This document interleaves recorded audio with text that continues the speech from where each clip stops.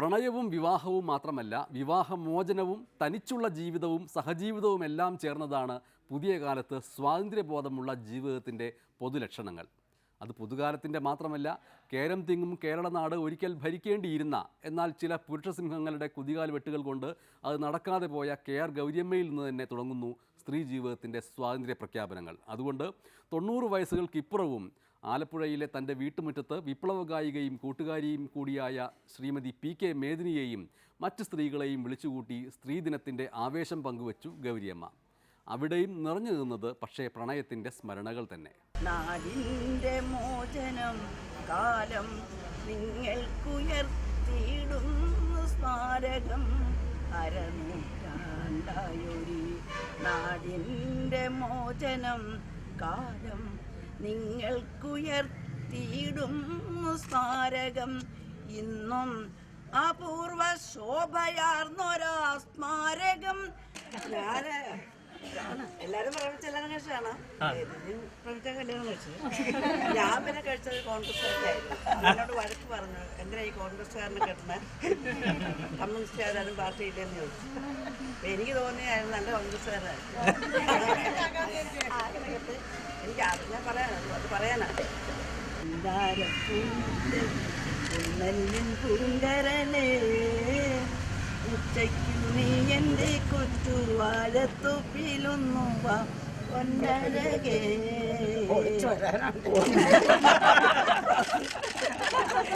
ചായവല്ലോ കേട്ടോ, ഈ പ്രായത്തിലും ഗൗരിയമ്മയുടെ ആതിഥ്യ മര്യാദ ചായ കൊടുത്തോ എല്ലാവർക്കും എന്നാണ് ചോദ്യം. പക്ഷേ മലയാളികളിൽ പലർക്കും ഇപ്പോഴും ചായയേക്കാളും നാരങ്ങാ വെള്ളത്തേക്കാളും കരിക്കിൻ വെള്ളത്തേക്കാളും ഒക്കെ പഥ്യം കൊക്കക്കോളയും പെപ്സിയുമാണല്ലോ. SFIക്കാരുടെ മെക്സിക്കൻ അപാരത എന്ന സിനിമ വരുന്നതിന് 15 വർഷം മുമ്പെങ്കിലും DYFIക്കാർ കോള കമ്പനികളോടും ബഹിരാഷ്ട്ര കുത്തകകളോടുമുള്ള എതിർപ്പിൻ്റെ ഭാഗമായി കോളക്കുപ്പികൾ കടലിൽ വലിച്ചെറിഞ്ഞ് പ്രതിഷേധിച്ചിട്ടുണ്ട്. പക്ഷേ അതൊക്കെ ഇലയ്ക്കും മുള്ളിനും കേടില്ലാത്ത പ്രതീകാത്മക സമരം. അതുകൊണ്ട് ഇപ്പോഴും നമ്മളിൽ പലരും നിർബാധം കോള കുടിക്കുന്നു. പക്ഷേ ഇനി അത് നടക്കില്ല.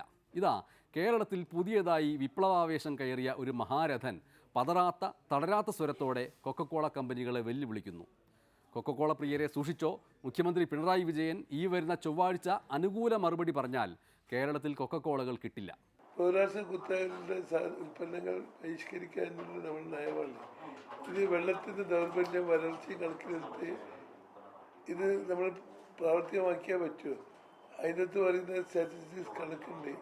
ഇത്ര ലിറ്റർ വെള്ളം 5 പ്ലാന്റാണുള്ളത് തമിഴ്നാട്ടിൽ. 5 പ്ലാന്റും കൂടിയിട്ട് അവിടുത്തെ ജനങ്ങൾ കുടിക്കുന്നതിൻ്റെ ഇരട്ടി വെള്ളമാണ് ഉപയോഗിക്കുന്നത്. ഇങ്ങനെ പോയാൽ നദികളൊന്നും ഉണ്ടാവില്ല, ഇതൊന്നും ഉണ്ടാവില്ല, വരൾച്ചകൾ.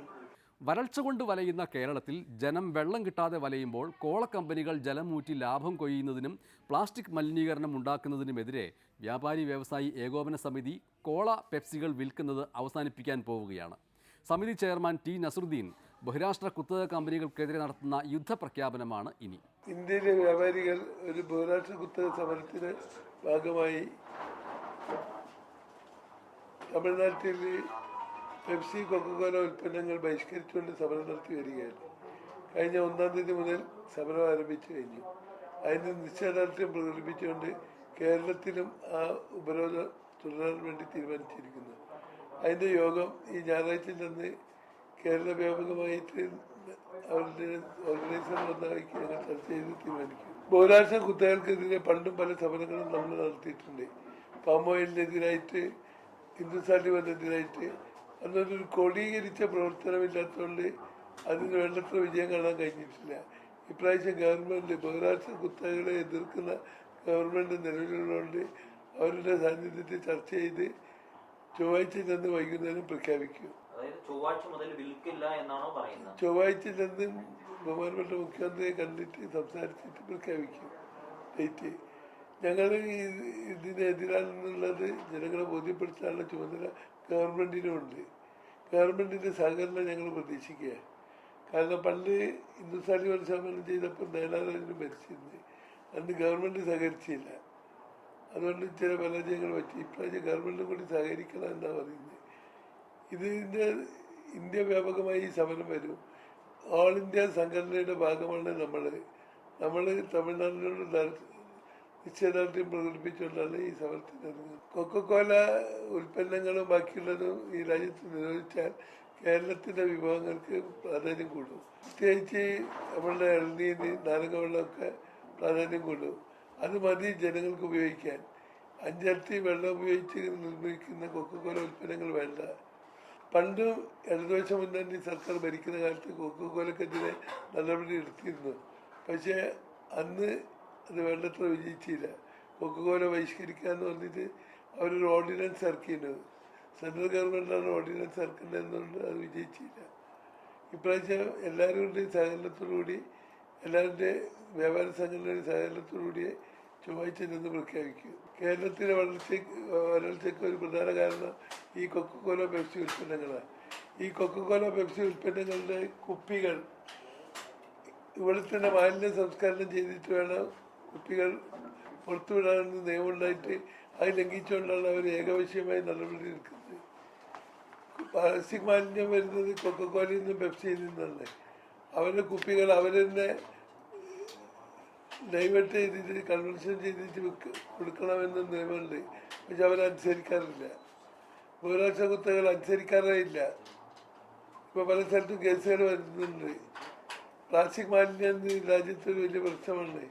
അതുമായിട്ട് സഹകരിക്കുമ്പോൾ ഈ കുപ്പികൾ റീസൈക്ലിംഗ് പ്ലാന്റിൽ വെച്ചിട്ട് റീസൈക്കിൾ ചെയ്യേണ്ട അവരുടെ ചുമതലയാണ്. എല്ലാത്തിനോട് വെല്ലുവിളിച്ചുകൊണ്ടാണ് ബഹുരാഷ്ട്ര കുത്തകൾ മുന്നോട്ട് പോകുന്നത്.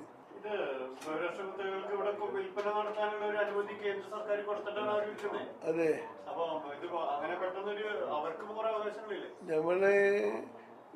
നമ്മള് സ്വയം വിൽപ്പന നിർത്തിയ, അതായത് ആ ജന്മാവകാശം എനിക്കുണ്ട്. സ്വയം വിൽപ്പന നിർത്തുന്നത് ജനങ്ങളുടെ പങ്കാളിത്തത്തോടുകൂടി കേരളത്തിലെ ചില്ലറ വ്യാപാര രംഗത്തുള്ള 7 ലക്ഷം വ്യാപാരികൾ സ്വയം വിൽപ്പന നടത്തിയ. ഈ 7 ലക്ഷം വ്യാപാരികൾ ഇപ്പോഴല്ലോ അത് അറിയുന്നത്. ഈ കൊക്കക്കോളയുടെ ഒക്കെ സമരം തുടങ്ങിയിട്ട് 10-20 വർഷത്തിലധികമായിട്ട് ഇതിനെതിരെ സമരം നടക്കുന്നുണ്ട്. അപ്പൊ എന്താ ഇത്രയും കാലം ഇതിനെതിരെ നിങ്ങൾ ഇതിനോട് ആ രീതിയിൽ അടുത്ത് വരാതിരുന്നത്, അല്ലെങ്കിൽ അതിനോട് അന്നൊന്നും ചെയ്യാത്തൊരു തീരുമാനം ഇപ്പൊ പെട്ടെന്ന് പറയാനുള്ള കാരണം എന്താ? നമ്മള് കാരണങ്ങൾ പലതുണ്ട്. പക്ഷെ അതിന് തിരികൊടുത്ത ഒരാളുണ്ടായില്ല. വ്യാപാരികൾ എന്തുകൊണ്ട് ഈ 10 കൊല്ലമായിട്ട് സംഘടിച്ചില്ല? അത് കാലഘട്ടം വന്നപ്പോൾ തൃശ്ശൂരിൽ ഒരു സമരത്തെ തുടർന്ന് സമരത്തെ തുടർന്ന് സംഘടിച്ചു. അതുപോലെ ഇപ്പം തമിഴ്നാട്ടുകാരും കർണാടകക്കാരും തുടങ്ങി വെച്ചപ്പോൾ അതിനോടൊപ്പം നിശ്ചയദാർഢ്യം പുലർത്തി ഞങ്ങളും തുടരാൻ പോകുക. ദക്ഷിണേന്ത്യയിൽ ഇപ്പം കിട്ടൽ നിൽക്കും. കിട്ടലിരുന്നാൽ നോർത്തേൺ ഇന്ത്യയിലേക്ക് ഞങ്ങളുടെ പ്രതിനിധികൾ പോകും. അടുത്തന്നെ പോകുന്നുണ്ട്. പോയി കഴിഞ്ഞാൽ അതിന് നടപടി എടുക്കും. ഇപ്പോഴൊരു ചോദ്യം അവശേഷിക്കുന്നുണ്ട്. യഥാർത്ഥത്തിൽ നിങ്ങളുടെ പ്രശ്നം സാമൂഹിക ബോധത്തിന്റെ അടിസ്ഥാനത്തിലുള്ളതാണോ? കാരണം ഇത്രയും കാലം ഇതിലും വലിയ ആരോപണങ്ങൾ കൊക്കക്കോളയും പെപ്സിയും ഈ നാട്ടിൽ നേരിട്ട ഘട്ടത്തിലൊക്കെ നിങ്ങൾ വിറ്റിട്ടുണ്ട്. ആ നിങ്ങൾ ഇപ്പോൾ നിർത്തുന്നത് യഥാർത്ഥത്തിൽ നിങ്ങളുടെ ലാഭവിഹിതത്തിന്റെ പ്രശ്നമാണോ? യഥാർത്ഥത്തിൽ ലാഭവിഹിതത്തിന്റെ പ്രശ്നമേ ഉദ്ഭവിക്കുന്നില്ല. ഇതിപ്പോ തമിഴ്നാട് വ്യാപാരികളോട് നിശ്ചയദാർഢ്യം പുലർത്തിക്കൊണ്ടാണ് ഈ പ്രവർത്തനമായിട്ട് മുന്നോട്ട് പോകുന്നത്. അതോടൊപ്പം തന്നെ ഈ സമയം നല്ല സമയമാണെന്ന് കണക്ക് എല്ലാത്തിനോട് തുടക്കമുണ്ടല്ലോ. ഇന്ദിരാഗാന്ധി ഗവൺമെന്റ് ഇതിൻ്റെ ജയപ്രകാശ് വന്ന പോലെ തമിഴ്നാട്ടുകാർ ഉയർന്നു വന്നിട്ടുണ്ട്. തമിഴ്നാട്ടിലാണ് ഏറ്റവും അധികം കൊക്കക്കോല ഫാക്ടറികളുണ്ട്, 5 ഫാക്ടറികൾ. അപ്പോൾ അവരോട് നിശ്ചയദാർഢ്യം പ്രവർത്തിക്കുകയാണെങ്കിൽ കേരളത്തിലേക്ക് കൊക്കക്കോല വരില്ല. പ്ലാച്ചിമടയിൽ നിന്ന് വരുന്നതല്ലാതെ കൊക്കക്കോല വരാനില്ല. അപ്പോൾ നമുക്കിത് തടസ്സം ചെയ്യാൻ സൗകര്യമുണ്ട്, സമരം വിജയിക്കാനും സൗകര്യമുണ്ട്. അപ്പോൾ ചൊവ്വാഴ്ച കാര്യങ്ങൾ എന്താവുമെന്ന് കണ്ടറിയാം. വ്യാപാരി വ്യവസായി ഏകോപന സമിതിയുടെയും മറ്റ് ചില്ലറ വിൽപ്പനശാലകളുടെയും കടകളിൽ ധാരാളം നാരങ്ങാ വെള്ളവും മോരും വെള്ളവും കരിക്കിൻ വെള്ളവും കിട്ടുന്ന സ്വയം പര്യാപ്ത കേരളം എന്ന സ്വപ്നം യാഥാർത്ഥ്യമാകുമോ? VS അച്യുതാനന്ദൻ നിയമസഭയിൽ നടത്തിയ പ്രസംഗമാണ് പ്രത്യാശ.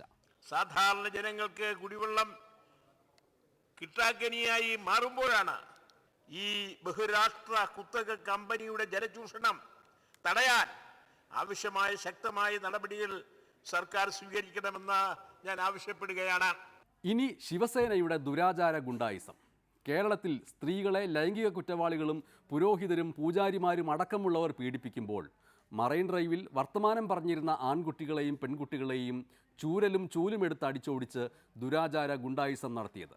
വാസ്തവത്തിൽ കേരളത്തിലെ പൊതുസമൂഹം ചൂലെടുത്ത് ഓടിക്കേണ്ടത് പൊതുസ്ഥലത്ത് വർത്തമാനം പറഞ്ഞിരുന്ന ഒരു പെൺകുട്ടിയെയും ആൺകുട്ടിയെയുമാണോ, ലൈംഗിക പീഡകരുടെ ഉള്ളിലെ അതേ അക്രമവാസനയോടെ ദുരാചാര ഗുണ്ടായിസം കാണിച്ച ഇവരെയാണോ എന്ന് സ്വയം തീരുമാനിക്കുക. ഇടവേള കഴിയുമ്പോൾ സിനിമ വിജയിപ്പിക്കാൻ താരങ്ങൾക്ക് കോളേജിൽ ഷോ നടത്തേണ്ടതിൻ്റെ മെക്സിക്കൻ അപാരതകൾ.